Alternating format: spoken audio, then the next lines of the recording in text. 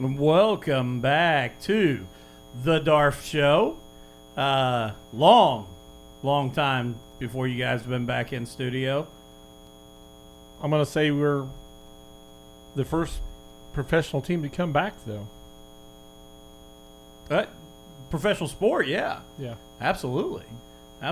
So I'm excited to hear what you guys' take. A lot has happened since the last time we were here in March. Like you said last night, Ryan Newman was on his deathbed our last show.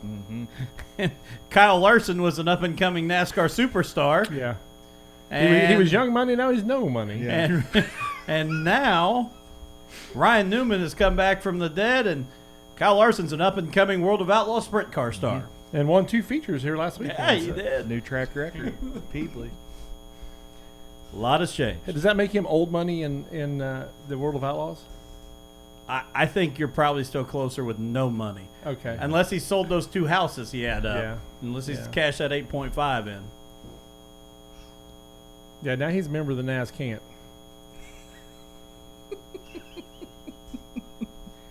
He gone. Yeah, I mean, that's... people are picking a new race car driver that were fans of him. I mean, I was a fan. I mean, he wasn't my favorite driver by no means, but I was a fan of him. I was too. I like the way he drove. I mean, I like that he let it hang out and got after it, but... Things happen, unfortunately. You know, that iRacing was great.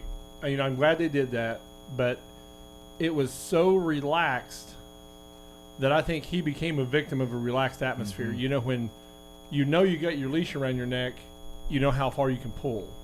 And that, you know, all around, everything about it was relaxed. And I just think that, you know, he became a victim of that. Yeah, you know, and I think I don't disagree at all, and I don't think he's a horrible guy. No, I he's think, human. I think Bubba Wallace said it best when they talked about the conversation he had with him, and Bubba said, you know, even though we were picking on Bubba here before we went on air, but Bubba said he told Kyle, if it's not in your vocabulary, it's not a concern. It's not going to come out. And I think there is. I think that's something that I took out of it, in the sense of really thinking about what words are in my vocabulary that might be in the, you know, in certain contexts wouldn't be right. And, you know, if they're not in your vocabulary, you don't have to worry about it. And I think there's a lot of truth to that. I agree with you. You know, if you never use it, it's never going to slip out. Right. I just, you know, NASCAR and Chip Ganassi, you know, they've been taking a lot of the blame, but I'm really not sure why, because they really didn't have a choice. You know, Chip, you know, there's Credit One Bank, McDonald's, and all those sponsors have invested millions of dollars in Kyle Larson.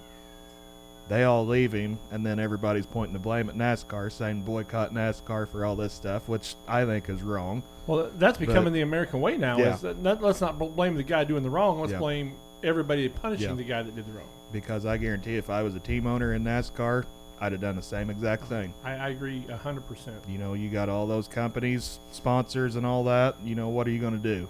I mean... But his large sprint car sponsors also pulled out. Mm-hmm. And that has nothing to do with NASCAR. Right. And just to throw it out there, as you guys kind of talk about it, I think that's a point that a lot of people have missed. He has the money right now to be able to go race World of Outlaws, but there isn't a ton of sponsors lining up to be on his sprint car too. Mm-hmm. And I think some people who are just NASCAR fans, or, you know, even some dirt fans, I don't think realize what it costs to run a true World of Outlaws, you know, or talking Lucas Oil late model or sprint car team, to travel the series, to have the cars and equipment needed.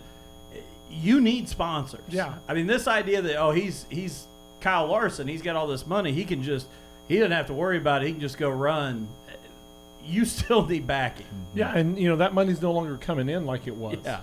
And, you know, time heals all wounds. I mean, I think if he wants to, because, you know, he preached for the last race season, I'm just going to make enough money that I can race, and I'm done with NASCAR. Yeah. I mean, if he chooses to, I think he can work his way back. But, it's not going to be, into this year or next year. I don't even think the year before. Mm-hmm. And I think he'll have to work his way from the trucks back up. Yeah, I think he will be back in NASCAR at some point. I mean, the right situation is going to come along. with a high-profile team, whether it be Stuart Haas or somebody like that, to maybe run some Xfinity races, possibly, and kind of work your way back up, like the point you made. I think, or in a year or two, we have another Ryan Newman situation, and they're like, "Hey, come in here," and that will ease him back into that NASCAR spotlight as he's just filling in, and then that might open some doors for him. So I want to twist you guys on this topic and take you in a whole different direction with it, because obviously, Larson did his thing. He's out of the car, out of the 42. But we see the return of a former NASCAR champion who, I'll input my little thought here, but who I think, even though I was never a Kenseth fan whatsoever, because him and Stewart, I was a Stewart fan. They battled. I couldn't stand Matt Kenseth. But who I felt like was pushed out of NASCAR way too early in his career. So on the silver lining side, I understand if Kyle Larson's listening, he doesn't think this is a silver lining, but it's really nice to see Kenseth back competing in NASCAR. They offered it to Carl Edwards first, though, and that is probably the biggest mystery in NASCAR is his abrupt exit and his refusal to come back.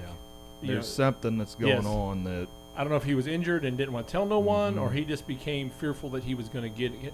Because I think Junior's situation opened up some people's eyes. And I've said before, if you read his last book about his concussions, it is unreal the things he went through that no one knew. I mean, everyone knows now, but did not know at all. I'd still like to read that book. Yeah, I've seen that. But the Edwards thing that amazes me is he's not even done like promotion. I mean, in the sense of, he's not been drugged back out at the Daytona 500 to go through all the stuff. I mean, like, he has totally cut himself off. Junior's not racing, but he's obviously still very involved in the broadcasting. But even if you're not doing that, it's like at the Super Bowl. Every former NFL player gets rolled out at the Super Bowl to prop some product or do something. Edwards is just, I mean, he vanished off the face. But, go ahead. You go ahead. No, I was just going to say, I was really shocked when the announcement came that Kenseth was coming back. I mean, I had to read it. I thought it was like a satire site, and I was like, surely, then it was reported on NASCAR.com. I was like, well, heck, that's going to be interesting. But see, I thought the same thing. Yeah. I thought someone's wishful thinking, and they've typed this in, and they're going to run with it. Yeah. Because at first I was thinking, well, that leaves the door open for Ross Chastain because he's under contract with Ganassi. But I got to thinking, well, he's still running Xfinity Series full time, and you can only race for points in one series, and he's already committed to his team at Colleague Racing, and they can't really do that to them. It'd be unfair. So but like Dustin said, it's good to see Matt back. I mean, I wasn't a huge fan, but what he's doing, just the short time he's been back, he's been kind of impressive. That very first race, he's gotten a couple incidents here in the last two races, but he had the best interview the other night too. Yes, yeah, said his mask looked like a sports bra or something. But all of it was very good. I think I was never a fan either. I liked his first name, but outside of that, well, that's kind of what turned me off from the get-go. Oh, was it? Yeah. That's why I like Matty D too. So. Yeah, it jumped off right there, but there's none of them named Dustin. No,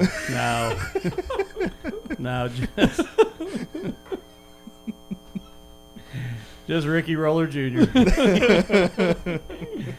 Yeah. So racing has come back, though. So let's jump into that a little bit here. We saw the first two races there at Darlington. Great races. And I want to ask you guys this, because I got the pleasure of interviewing Chase Briscoe there beforehand, and him talking about the idea of coming back cold after being off for 2 months, not being in a car. No qualifying, no practice, jump in the car and start. How difficult do you guys think that would be as a driver? Especially, you're talking Darlington. You're not talking, ride around and just keep it on the loud pedal. This is Darlington. I'd been a nervous wreck. You haul off into turn one, and it's a car length or a car width and a half wide at best. And, if it was at a wider track, maybe, you'd still get the jitters, but a place like Darlington, I couldn't imagine what they was thinking. I guess my take on that is the people that don't say race car drivers are not they're not athletes, need to pay attention to that. Those guys sit out for 2 months. All of them climbed right down in the car and went right back to what they do. You know, the muscle memory was still there, so I'm sure they were doing things that kept them involved. You know, like when Bloomquist got hurt, you know, he built that shock on his steering wheel to get him back used to you know, turning the car. I'm sure all those guys have that, and, you know, sat in the simulators and, you know, got their mind focused back.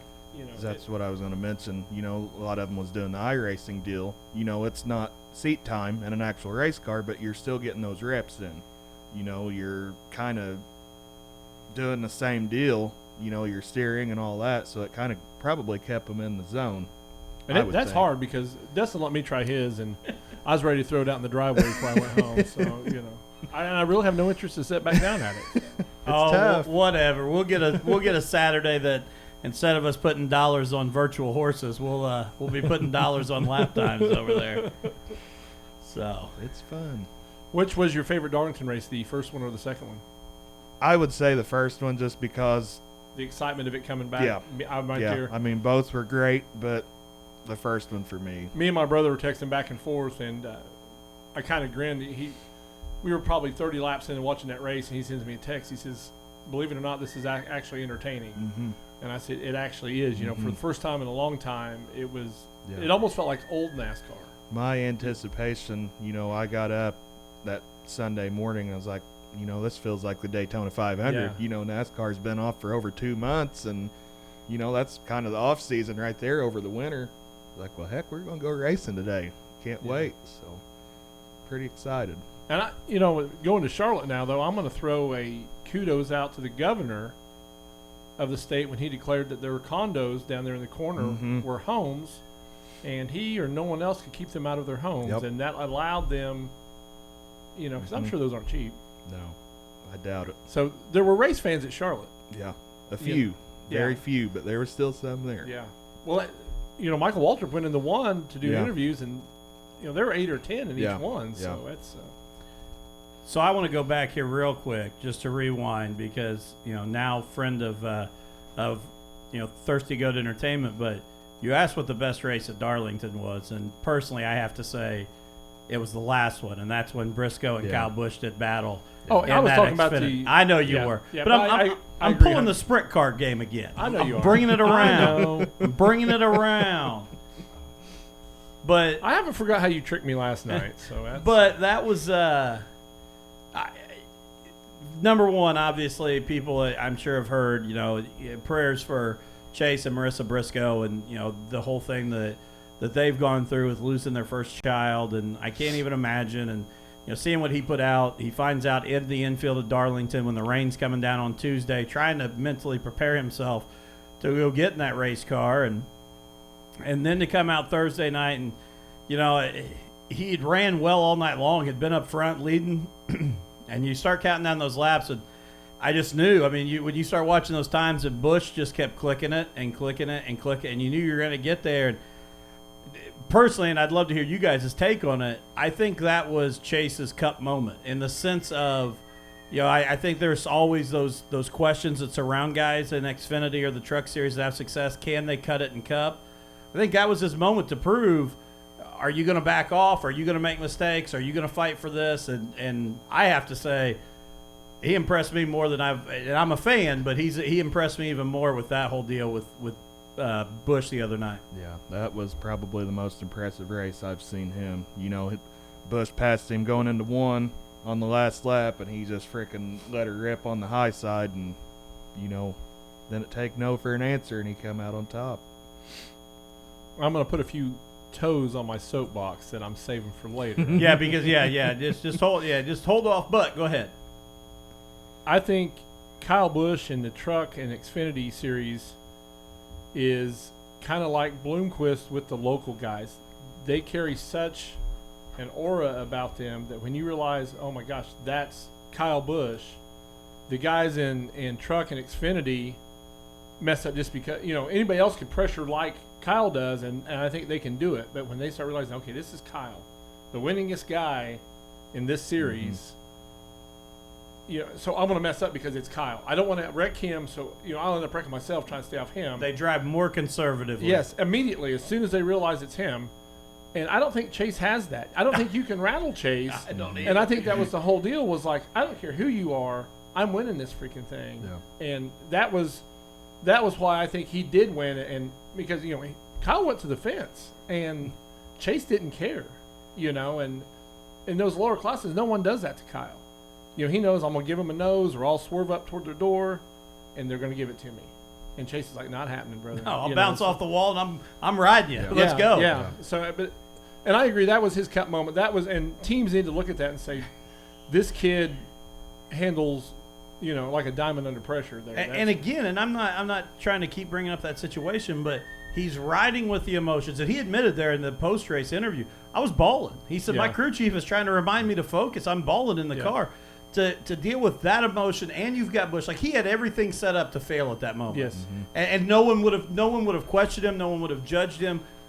But to rise to that occasion, and I agree with you. I think you hit the nail on the head with them making that mistake, and to watch him do that. And I'll be honest, when you watch, and I know we're going to get into a little bit more of the Busch and Elliott stuff here later, but when you watched Kyle in the pits after that race, he was shocked.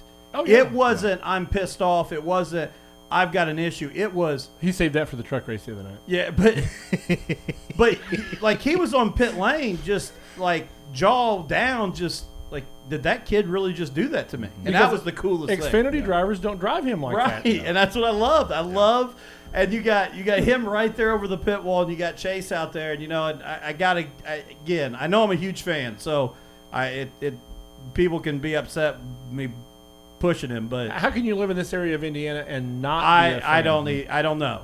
But You questioned me that with Stewart, and but Stewart went down so many different avenues to get where he's at, and Chase, he went from racing locally to this, Oh, absolutely. But it's just like I got on his website the other day, and I love it. He's got the blessed T-shirt, which is the kneeling he does after he gets out when he prays after a win. And he's got 2 T-shirts for sale right now on his website: the blessed one, and one called Roots that is just his driver plate, his Briscoe with the Indiana flag and Mitchell underneath it. Yeah. Like, that kid has not forgotten where he comes from, what he's doing, and again, I just have to say, as great as what has happened here in the last few days with Busch has happened, watching his face when he couldn't figure out how Briscoe just beat him, that was worth $1 million. Yeah, oh, I agree, and that was all the races combined. That was the best race, just for the emotion behind that win. And like you said, he had every excuse in the world he could use to fail that night, and he refused to fail and prevailed there, and that's amazing. He had every reason not to climb in the car. Oh, amen. Before Yeah. the race started. Right. No one would have questioned that either. And I think you just see, and a lot of people sometimes think that Chase has had a silver spoon upbringing, but when you know him, that's not true. And, to see him kind of get that win was just, it's a cool situation to watch a kid succeed, and, it doesn't matter. Well, you listen to Brenton Gotzi when he's here the other night. His relationship with Chase is just, Chase is another cat from Mitchell. Yeah. That's what he's not, Chase Briscoe and Neon Lights. He's just Chase, that races race cars.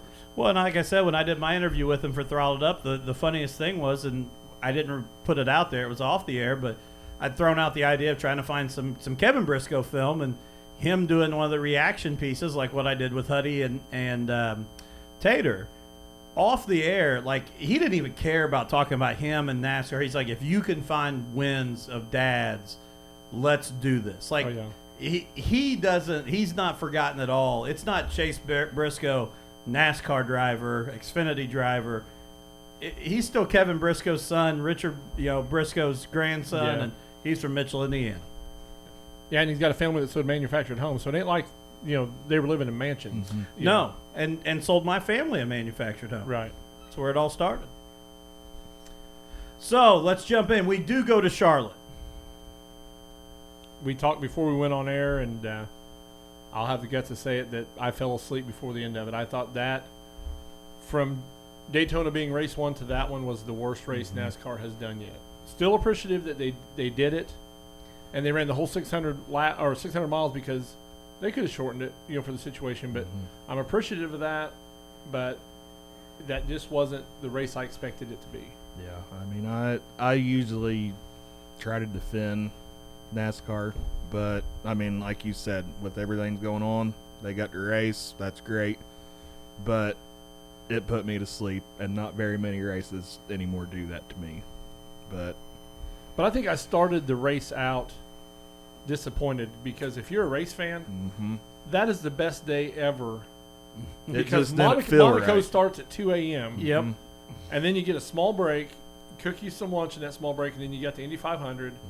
Then you got another small break, and then the Coke 600 at nighttime. So I mean, you're watching, all kinds of laps that day, and when you had nothing all day, and then the Coke 600, it's not the atmosphere was gone. Yeah, just wasn't near the same at all.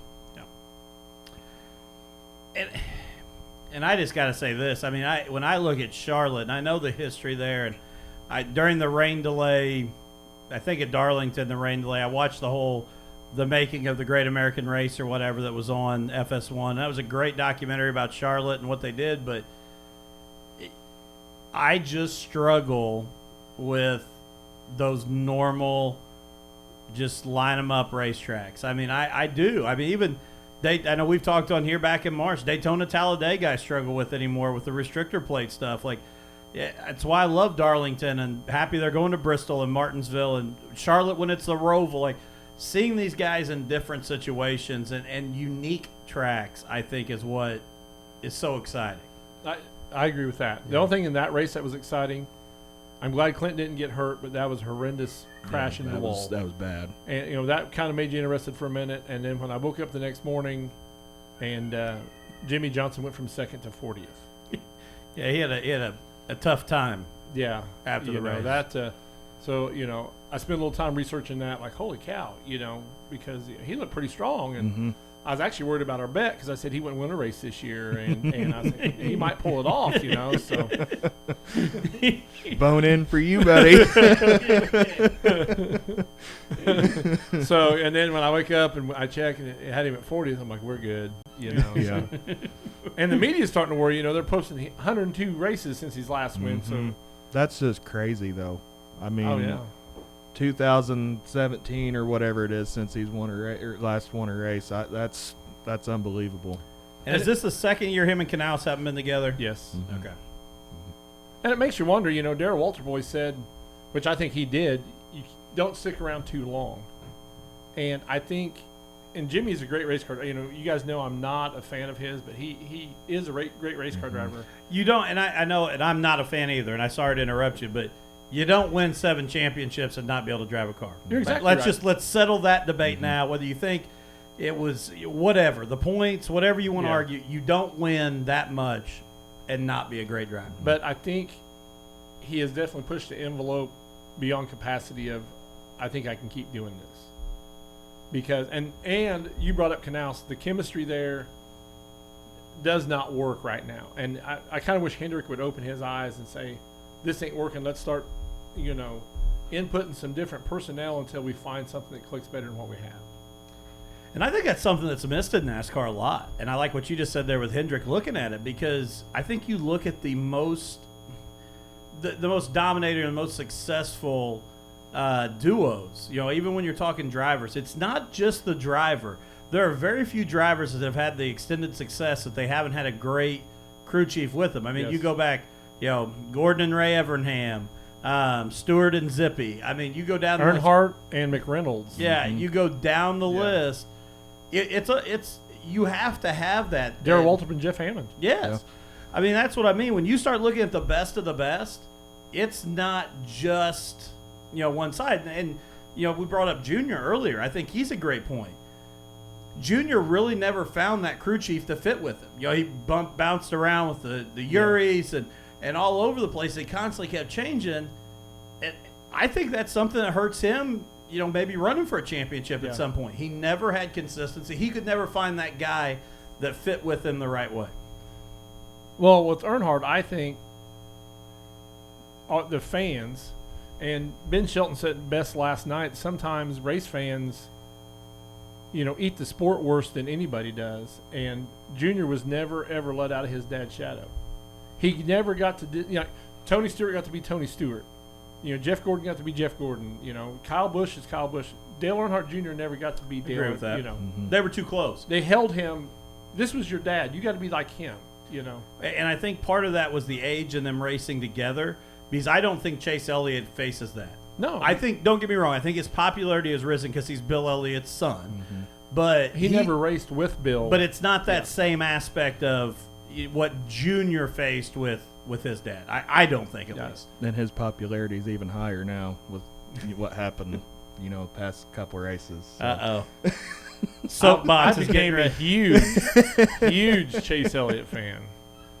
I've always liked the boy, but I respect him more now, honestly. He's finally got some balls. I've always been a fan of the one-finger wave, but I love that thing now. And I'll be the first to admit, let's just get into it here, but okay. I love Kyle Busch. I mean, I'm a Kyle Busch fan as well, and don't get me wrong, I don't think he's innocent. I don't think he's always right. But I'm a Kyle Busch fan. I love watching him race. He's exciting. I think he's good for the sport. And I've never been an Elliott fan. I've said that on here. I'm throttled up. I think he's overrated. But you know what? For the first time, when that happened and he got out of the car and walked up, and it kind of perked me up a little bit because it was a little bit of a Tony Stewart throwback moment. Thought we might get a helmet toss. That's what I was really hoping. Or your heel protectors or something. I thought something was going flying. But he walks up and gives him the one-finger wave the whole way around, and I agree with you. That was the first time that I went, all right, this dude's not a golden spoon kid. This dude's a race car driver, and he's going to go. Well, that just told me it was something we'd see on the front stretch of Brownstown. Yeah. He went that if NASCAR preaches grassroots, and I'm so glad the safety guy allowed him to express himself. Me too, because I thought he was going to pull him back. Yeah, I did too. I was like, he's not going to, and again, NASCAR, let the boys be boys. And I thought, don't do that to him. Let him. He needs this moment. Yeah. And Kyle deserved that. Yeah. And again, this is going to sound dumb, and it's not the same level, but that was, for me, and again, people are going to go, oh my gosh, you can't even compare that. To me, that was Elliott's cup moment, is what I just said is Briscoe's cup moment. I get Elliott's won, and he's had success, and he's had poles, and he's been in cup, but that was the first time when I thought he wasn't a daddy's boy that just was handed this opportunity to get here, that I went, this dude wants to win championships, and he wants to race. This isn't about, I'm just here because this is what I'm supposed to be doing. I want to race, and I'm going to get after it. And, I know Kyle's excuse could be a legitimate excuse. He thought Chase was carrying more momentum past him, and he's watching Harvick in his rearview mirror and thought, I'll tuck in. And I don't like Kyle Busch either. I think everyone that knows me knows that. But he is the king of the side draft. Oh, absolutely. So you're not going to tell me he wasn't doing all he could to slow Chase down? Absolutely. That's why I didn't 100% buy that excuse, because he did everything he could to pull him back and then turned up. And he didn't clip him. I mean, there was a foot of his front end up. I mean, he was stuck to the back tire. Yeah. If there's people saying he done it intentionally, if you're going to wreck somebody intentionally, don't hook somebody on the front straightaway, the fastest part of the track. That's why I was the first one. It was the middle of the front straightaway. Well, if you're going to do it in the corner or something like that. But I don't think it was intentional either, but I think he is such a competitor. He's like, I will force myself in here no matter what. No, I don't think he wanted to wreck him, but I think he wanted to get him loose and maybe up into the wall and be able to drive by him. And which at that point of the race, getting down to the end. Oh, yeah, it's gloves off. Yeah. And I think this is, if there was one thing I could say about Kyle, and I am a fan because he drives the way I like to see guys drive. He lets it hang out and he goes.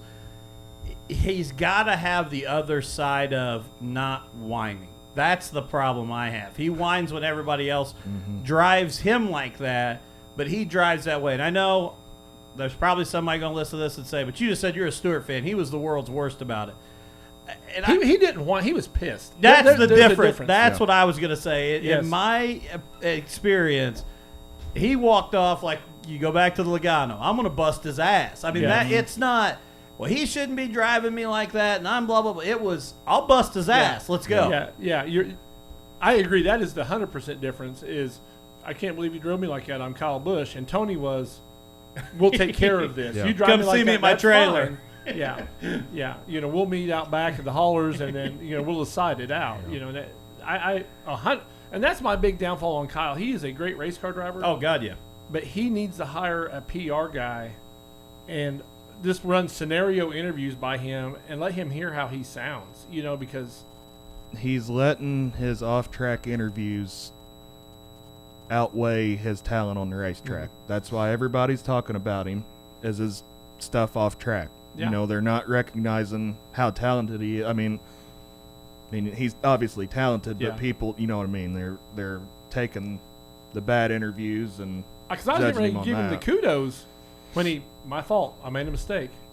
Oh my God, this is good. And then they ask, how do you think that Elliott's camp feels about this? Which was kind of a stupid question too. It but, was, yeah, but they got to ask Take it. the high road and be like, well, if this was my Yeah. camp and it was done to me, this is how I would feel about it.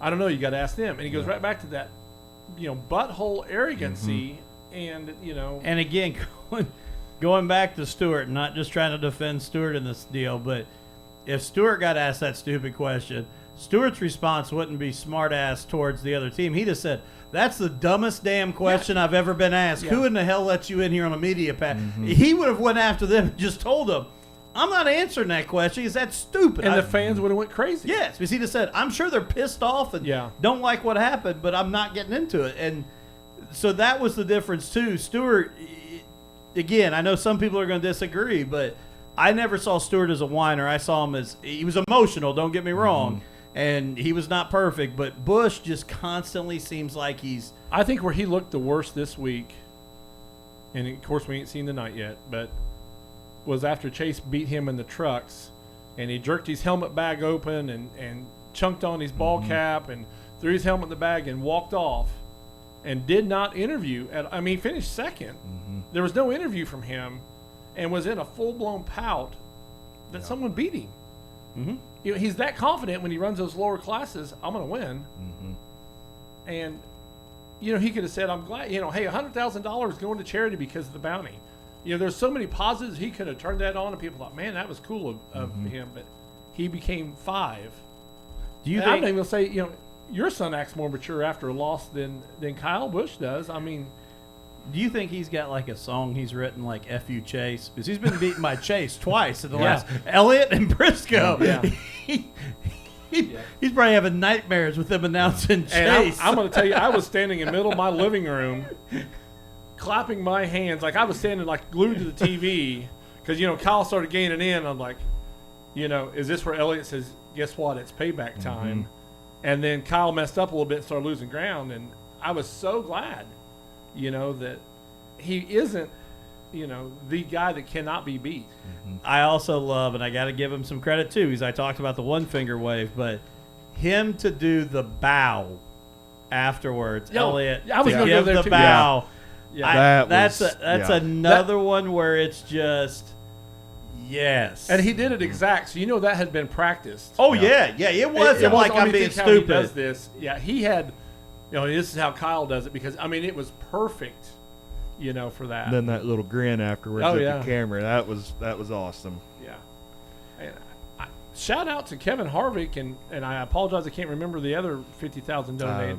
Marcus Lemonis. Yes, With, yes, Camping World, or yes, Gander Mark- Outdoors or whatever. the it is Prophet, now. yeah. But that was awesome. That they found a way to raise some money for charity, and I think there was a whole lot of people rooting for Elliott that night because of that. All right, I'm going to let us kind of step aside here, and we'll call this segment Matt's Soapbox.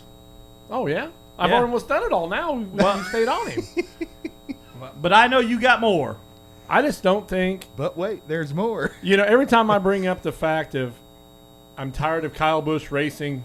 Oh, appreciate that. Yeah, this is that's you. all on you. I'm Matt's Soapbox. I always say I'm tired of Busch racing in the lower classes, and Nathan's used the excuse, and other people I talk to about it is, well, it puts fans in the stands.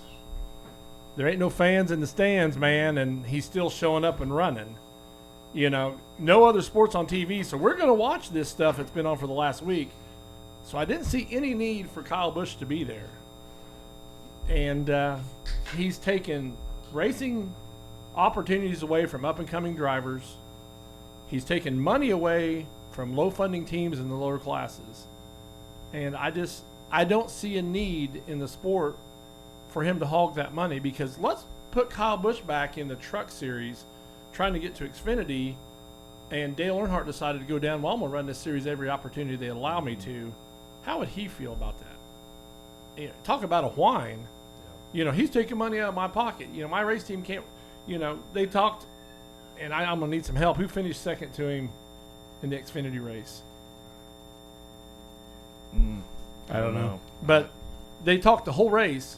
He's finished second like 7 times, never been able to win. If Kyle Busch was not in that race, he would have had his first ever NASCAR win. Yeah. And that's my huge soapbox is quit taking the money. I think if you want to go down there and run, you get half the purse. You get half of what you're supposed to.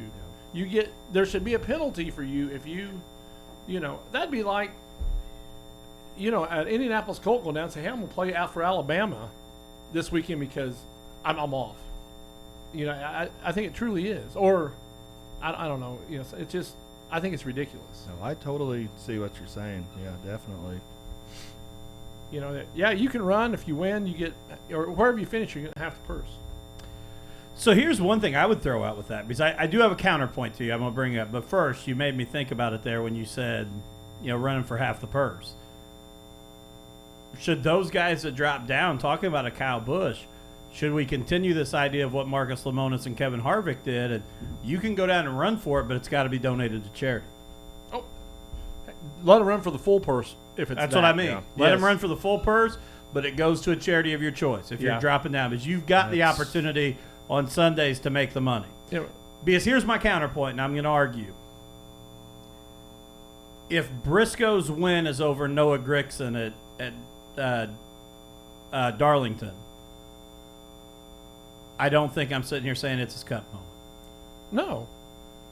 You're exactly right. But is there another driver deserving to sit in a race car in a I mean, that's the developmental series. I don't disagree. I know where Kyle you're coming Busch from. is taking a seat from a guy. I mean, those are hard to get. And the farther up you go, the harder they are to get. And I don't disagree with that. That's just, I do think there are moments where, kudos to NASCAR for limiting. Yes. Because used to it was whatever you wanted to do. Yeah. But I think we need to pull the reins back more. I think they're 5 truck races and maybe 7 Xfinity races now. But how many truck races are in a season? I mean, that's a short season anyway. Like 22, I think. Yeah. But he's getting all of them out of the way now. So. Yeah, I mean, that's yeah. But I guess I'm looking for the little guy, or the race team, that could use that first place money, or if Kyle isn't in there, gets to bump up one position, and I was glad Chase Elliott won, and I kind of look like a hypocrite because he's a NASCAR driver, but he's not constantly dropping down. Right. That was his first truck race in forever. Yeah. And he's got 97 wins, 97. Well, yeah. If you take Peyton Manning in his prime and you let him go play for IU, he's going to look like a complete stud. It's just a double-edged sword when it comes to all this. I mean, there's not really going to be a perfect situation. But he can beat up on the little guys. Yeah. But he can't hit his ass in Cup right now. Yeah. Struggling in Cup. I know. Sure. I have to root for him because I got him in mine and Dustin's league, and that was a waste. And I just did it so Dustin couldn't have him. That's a true. Am I lying? No, that's 100%. I picked him so Dustin could not have him. That's the only reason I picked him. Hey, can I just give another shout out here? And I know we're making this like the Briscoe breakdown, but leading the Xfinity points right now too. 2 wins out of 6 starts, 3 top 5s and 4 top 10s. Man, you can't. I think he's the only repeat winner right now. Yeah, the only repeat winner currently. So, man, look out, Kyle. When he's up there, you'll be dropping another spot in the standings. Yeah. So, all right. Thank you for giving me that moment. No, you're good. I wanted to. I appreciated it. I actually tried to have a special graphic for it called Matt's Rant, but some things fell through there at the end. I like that. Maybe a weekly segment giving you the Matt's Rant. So it might help my blood pressure because I can get some stuff off my chest that way. That's and I do feel kind of bad because I know Kyle is Nathan's guy, but I just the other great big heavy hitters in NASCAR, they go down there, but it's very rarely. Yeah. I don't disagree with that at all. Not trying to make a second career out of it. I just, if he didn't have his truck team, I don't think he would hardly race it at all. Again, though, that is some excellent equipment. Mm-hmm. That why don't you put a scout out and send, find me somebody that will be a superstar? Yeah. Because there's nothing on that truck second class. I mean, nothing. Not Right. even a washer behind a nut is second class on that truck right there. All right, let's move on to our favorite segment, Hot Takes. Uh-oh. And I do have something new tonight since our food debates kind of ran dry. I almost forgot how we did this. Quick, I've only got a couple questions, but we're going to move into something off the racetrack here in just a second.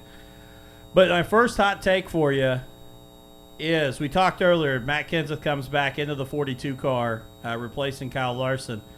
Does he make the race for the chase? Yes. No. All right, why?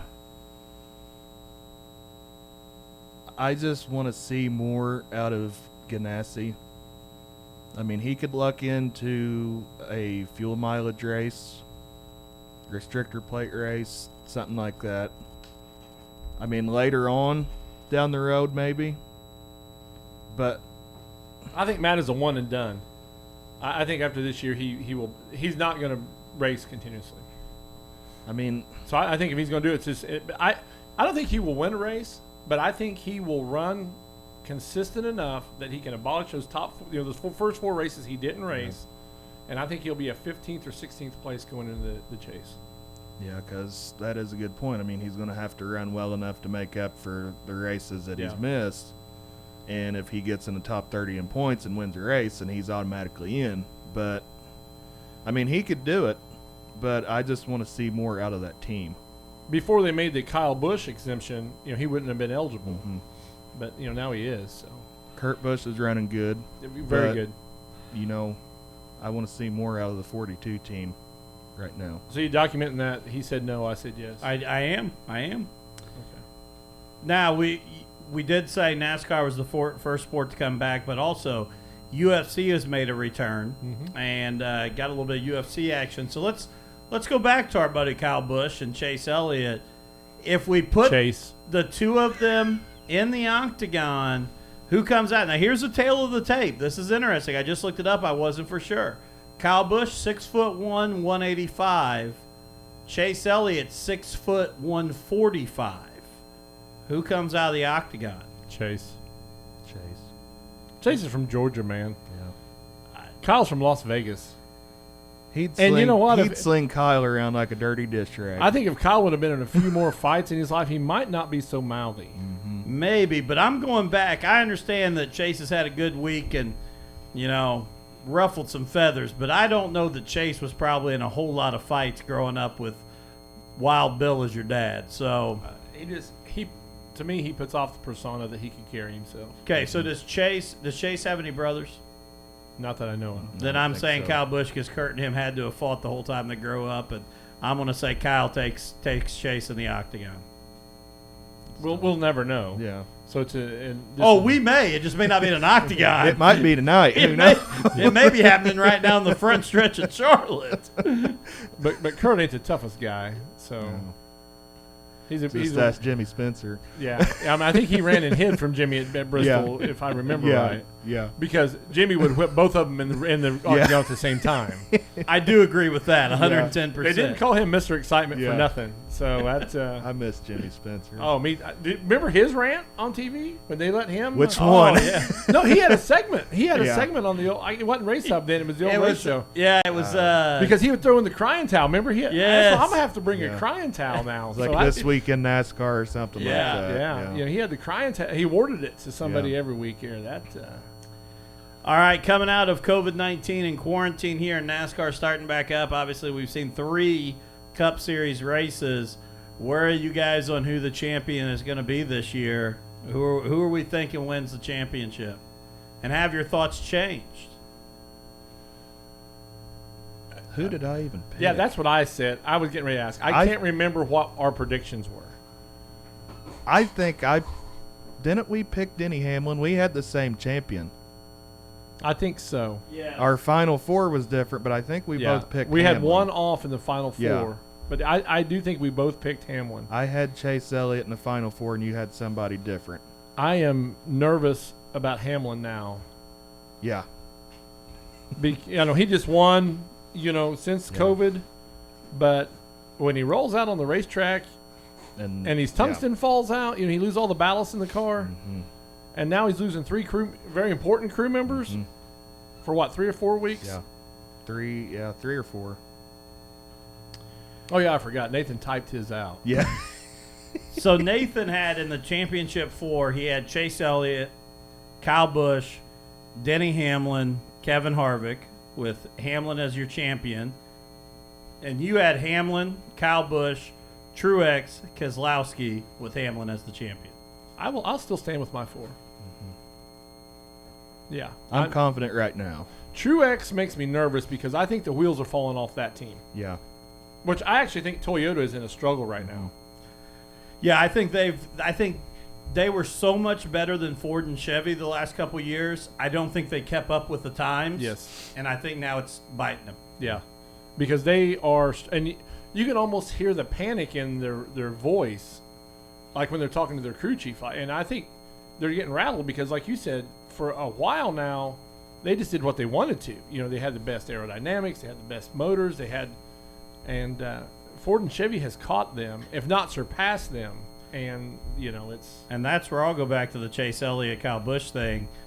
I'm not going to say it was intentional, but again, going back to what you said, side drafted and maybe trying to get him even up into the wall to pass him. Kyle is a great side drafter, and I don't know if 2 years ago he'd have done the same move to Chase and actually spun him, because I think he'd have known he had the car to get around him. But I think what you're seeing there is all of a sudden my Toyota's not dominant, so I'm going to have to get more physical and get into people. But going back, though, I have to go back because I forgot one of the points in the last truck race.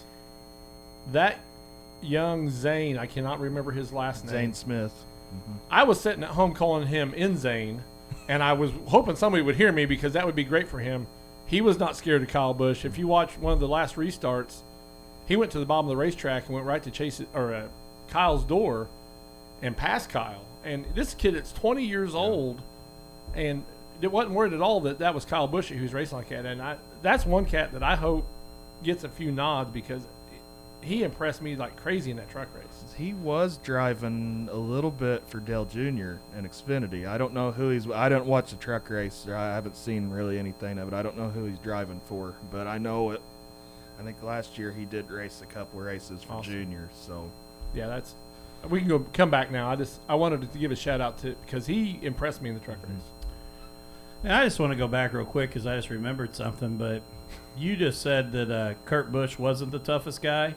He was married to like a worldwide assassin. I mean, don't you remember? But he didn't know that. he didn't know. That's why he ain't the toughest. He had her. Just had to bring up that memory. Yeah. I wonder how she's like in federal prison. No. Yeah. All right. We're better off to move on. We are because it was not going to go well. So instead of food tonight, what I have is this cool company, which we're going to be a brand ambassador for. So it's called Pod Decks, and it's actually a deck of cards that comes with interview questions, topics, but these are Would You Rather decks. So check out poddecks.com. We play that all the time. Yep. So tonight I'm going to pull you 2 Would You Rather scenarios, and we're going to see where you guys end up here. So Lord. I've just been shuffling them. I don't even know what the question's going to be. So the first one is, would you rather be able to erase people's memory or predict the future? I'll let you go first on the first one, and I'll go first on the second one. I'd like to predict the future, Why? so I could kind of be aware of what's getting ready to happen. Maybe, I don't know. See, I was going straight to the Powerball numbers. Well, yeah, I'll be a professional gambler, and I'm going to be damn good. yeah. Would rather erase people's memory, because if I could predict the future and there was something bad coming at me, then you're full of dread. Yeah. So I just That's soon true. not know that and It's a valid point. just live life daily. So, Mhm. but erasing people's memories, if you're wanting to right some wrongs and you maybe get a second chance with people, if you could erase that memory, then maybe you can get a fresh start. So That is a good point with the Powerball, though. I mean, you could buy an island somewhere, and die the next day. that's true. It'd make your, the whole idea of police work a lot tougher if I could erase people's memories, though. Yeah. And I think I would wait until the entire, or the trial was getting ready to be set before I'd erase it. I'd let the detectives do all the work and know they've got a nailed case. And then, But if you erase our memories then we'd still have our reports to go back to. well, I can erase a hard drive too. Yeah, you've thought about this. If you don't even remember typing the report, That, fans, is a criminal mind right there. See you on one of them shows here before. Yeah. well, maybe. All Tonight right. on 48 Hours, we investigate Yeah. Dustin Roller, Crothersville, Indiana. Dateline NBC. Dun dun. Oh my! I ain't gonna say it. This one's bad, and I don't even know which one I could say. But would you rather blow up 100 balloons or lick 500 envelopes? Oh, my. That's bad. I would. Is there a time period? It does not say that. I'd probably have to go with the balloons because you're going to get a paper cut on the tongue with them. Yeah, that's what I'm thinking. Yeah. But why blow up 100? What's the point in blowing up 100 balloons? Maybe The your grandma, point is, it's a would you rather question, Nathan. maybe your grandma's turning 100. Well, you are. When you predicted the future, you realize I need to change some things so I can get to be 100. I'll take the balloons because, like I said, paper cut on the tongue. Ugh. Yeah. Why are we blowing up 100 balloons? That's Nathan's answer. That's a pretty good question, though. Yeah, I mean, they never done anything to you, so I mean. No, not not blowing them up to hold air, not explode.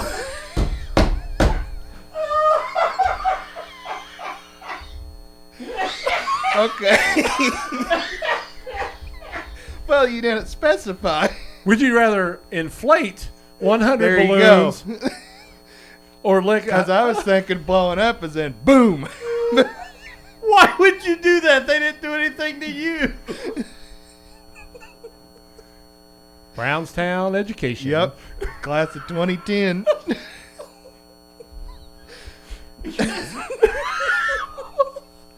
My question was going to be, why would you lick 500 envelopes? Hashtag what have they done to you?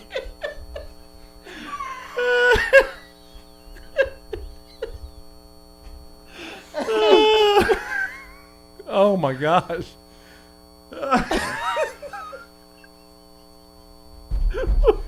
We have to apologize. We're just sitting there Hey. laughing. But I can't help it. I've been in quarantine for almost a week, so I. What? Why would you blow up 100 balloons? What have they done to you? Okay. And me and Dustin got it at the exact same time. He's like, he's wrong. Oh Lord. I'm dumb. That's okay. That is a though. highlight reel right there. That is. Yeah, mark that one up. Yeah.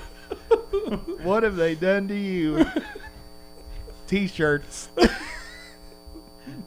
And on the back, on the front it says, what have they done to you? And then boom. New from Thirsty Goat. We needed a response for the DARF show. We have it now. I just see it as, I see it with all the Kyle Busch stuff. It's like a little kid holding 100 balloons and Kyle Busch just being over there blowing them up. Oh, that was awesome, man. You made my wow. freaking week with that. Wow. Yeah, okay. We have nothing else to add. No, on that note, we're at 55 minutes, and let me throw this out here. Last question before we go. We have not turned on the Charlotte race, unless Nathan's been checking his phone. It went off all night, so he knows exactly who's leading right now. So we can't pick Well, nothing. of about 15 minutes ago, I did. We can't pick anything because he's got. Well, we're not going to do it for a bet, but who wins tonight? The momentum. Almost say Elliott. Alex Bowman. Ooh. It must be who's leading. No, not that I know of. No, seriously, I don't. I'll take Happy Harvick. He's coming. I know who led lap 1. That's all I know. Who was it? Go ahead. There was a wreck on the first lap, so You're done. You're done. And two back marker guys. Yeah, you're done. He crashed into the pit wall pulling out. Bubba Wallace in the fence. I think their tires blew up. 100 tires. What'd they ever do to us? And with that, ladies and gentlemen, We need to get a hold of Clint Boyer and tell him next time a tire blows out on him, that's what he say. I don't know what I did to that tire for it to blow up.